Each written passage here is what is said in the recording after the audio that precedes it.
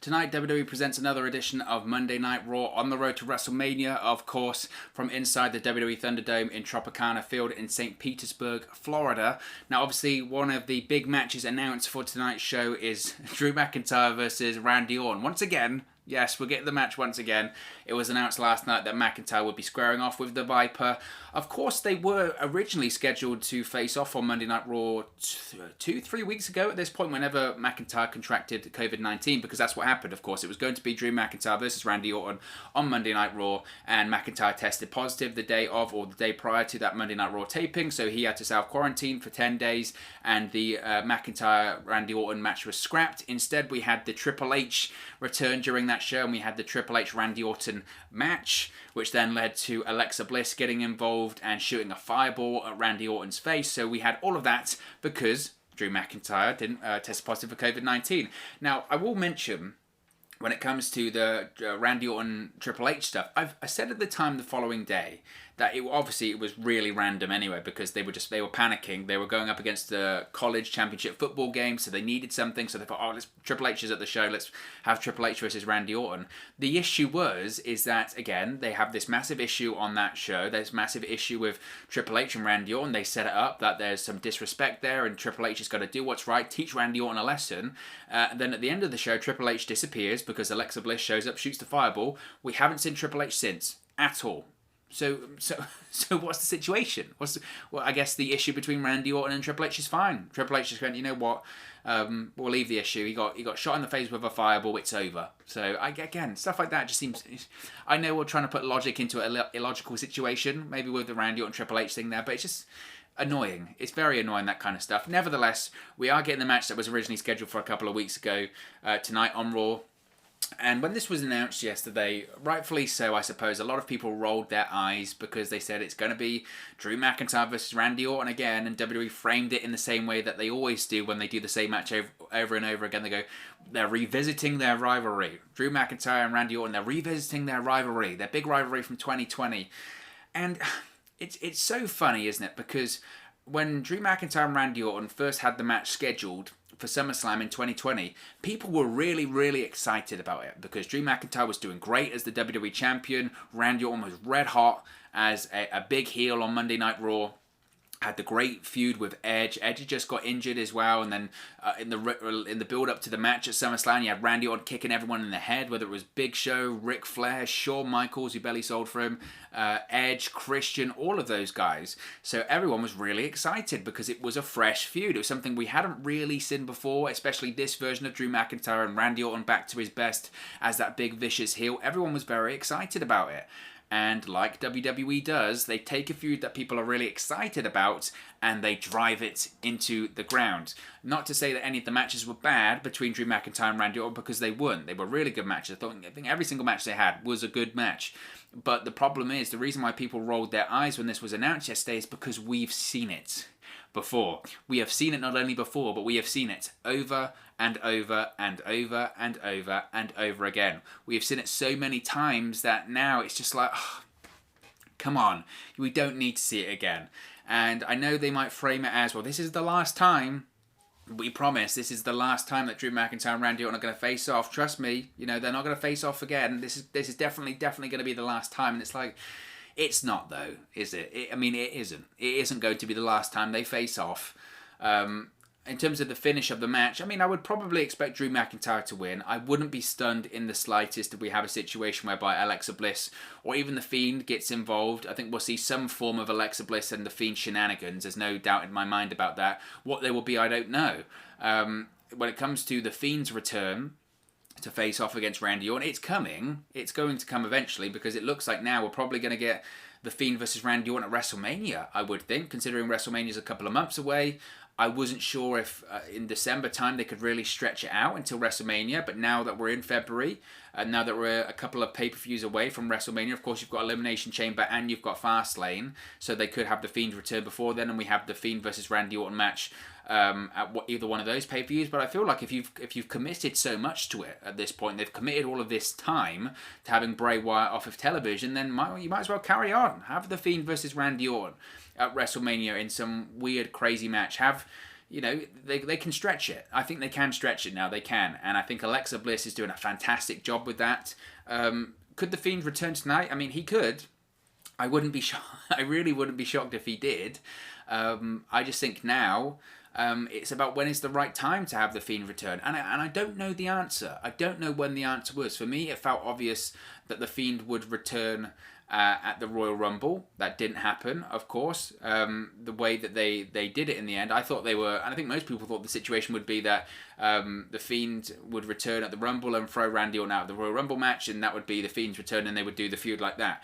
Instead, because they changed plans from having Edge versus Randy Orton at WrestleMania, they needed to tie up that Edge versus Randy Orton feud. So they did that at the Royal Rumble, and they did that on Raw last Monday. Of course, you had Alexa Bliss get involved at the end of that match as well. So now that Randy Orton is officially done with Edge, and Edge has officially moved on to challenging for a championship at WrestleMania, whether that's Drew McIntyre, Finn Balor, or Roman Reigns. It's going to be Roman Reigns. Randy Orton now has his sole focus on Bray Wyatt and Alexa Bliss. So I suppose Bray Wyatt, The Fiend, could return at any period of time right now.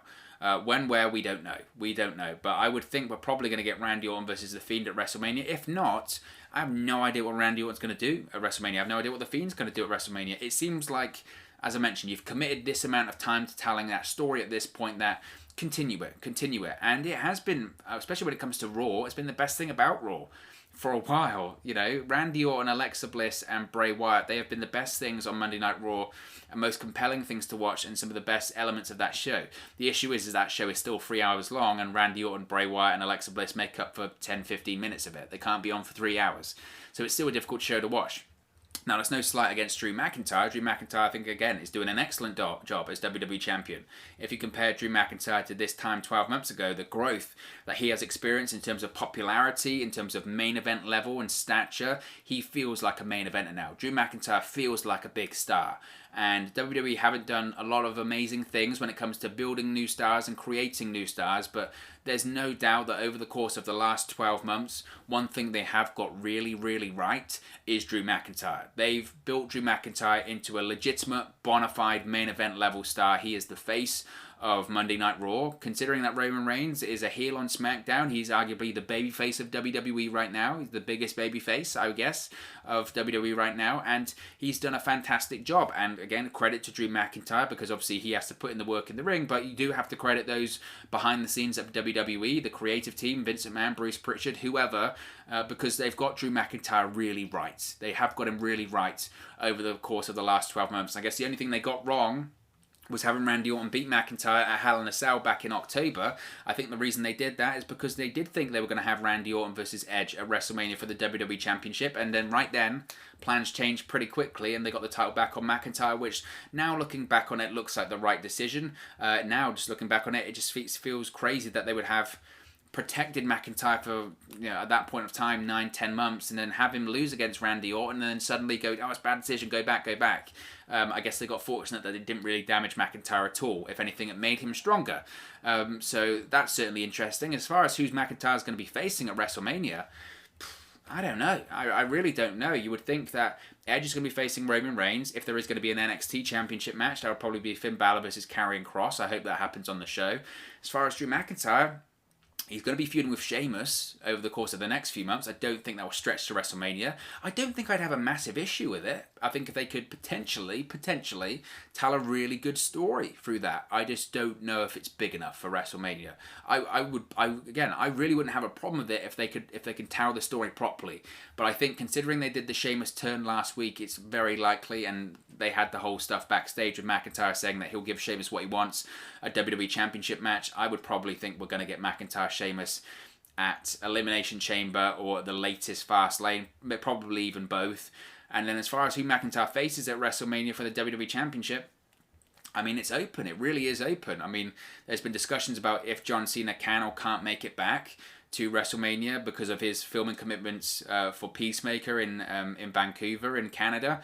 Again, I don't know if I truly believe that. I think he may be playing a bit hard and fast with the filming dates. If he is legitimately filming until, say, July or something like that, then he would have to stop the shoot for a month, because he would have to fly into the United States, quarantine for 2 weeks, do WrestleMania, and then fly back into Canada, quarantine for 2 weeks, and then start filming again. So he would have lost a month of time in terms of the filming process, and this HBO and Warner Brothers and whoever, they aren't going to shoot down a shoot for 1 month for John Cena to go do WrestleMania. They're just not going to do that. Especially, and then you have to factor in insurance elements and stuff like that. I just can't see that happening. But if he's not being completely truthful when it comes to the dates of when his filming finishes and wraps, he could make it to WrestleMania. And why not have Drew McIntyre versus John Cena at WrestleMania for the WWE Championship? Talk about stories. We're speaking about stories when it comes to Edge. And his story of the second night of WrestleMania falling 10 years to the day that he had to retire and relinquish the World Heavyweight Championship. 10 years later, he could be in the main event of WrestleMania and win that World Championship he never lost. Also, the story that you could tell is having John Cena challenge for the WWE Championship. Should he beat Drew McIntyre at WrestleMania, he would become a 17-time WWE World Heavyweight Champion. He would beat the record, the fabled false record of Ric Flair. There's a lot of stories they could tell there. So maybe John Cena's the right guy to face Drew McIntyre. I know people would probably hate it because you have Edge, an old part-timer, which is ludicrous, challenge Roman Reigns for the World Championship, and then the other World Championship match you have Drew McIntyre facing John Cena, another part-timer, even though John Cena's arguably, well, it's not even arguably, the biggest star to come out of WWE in the last 15 years or so. So I don't know, maybe John Cena, if not who? If not who? That is a real good question, because I don't know the answer. Who on Monday Night Raw right now fits into that WWE Championship slot at WrestleMania? I don't know. I really don't know, because not to say that no one could step up, because I think there's multiple names that could step up, whether it's Keith Lee, but we've seen Keith Lee, Drew McIntyre. If it's Riddle, I don't think Riddle's the character, the way they book him, I don't think that's there. I'd like to be, maybe Samoa Joe comes off of commentary and faces Drew McIntyre. I love that. I really can't see it. I would like that.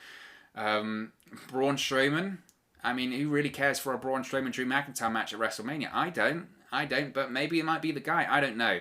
But as far as this match tonight, I think Drew McIntyre wins. Even if he doesn't win the match by pinfall, he'll come out on top because of some Alexa Bliss or Bray Wyatt interference. I think that's probably the case. Although there could be a scenario, I guess, where Sheamus gets involved that way as well. Who knows? Who knows? Anything's a possibility, but I'm going to probably go with Drew McIntyre to come out on top on this one. But of course, as always, this is just one man's opinion. What are your thoughts and predictions for tonight's episode of Monday Night Raw on the USA Network? Let me know your thoughts in the comment section below. I'll do my best to respond and reply to all of your comments. Really enjoy interacting with you guys, talking about WWE, Monday Night Raw, NXT, Friday Night SmackDown, all things pro wrestling here on the channel. So be sure to get involved in the community. Drop a comment below. All opinions are welcome. If you have enjoyed this video, please do smash a like on the like button. It really does help us out here on YouTube, go up the rankings and get to people's recommendation feeds if they haven't seen our videos previously. But most importantly, if you haven't already, please do subscribe to Wrestling News 365. You can do that by clicking the bottom right corner of the screen right now. Or if you wait a few seconds, there'll be a subscribe button at the end of this video along with another video for you to watch. Thank you very much for watching, listening, streaming, or have you come across this video today. And I'll speak to you again very, very soon. Hey guys, thank you for watching, listening, streaming, or however you come across this video today. Be sure to click on the video on the right there to watch our next video, or click the bottom there to subscribe, or the bottom right hand corner. Thank you very much, and I'll speak to you again very soon.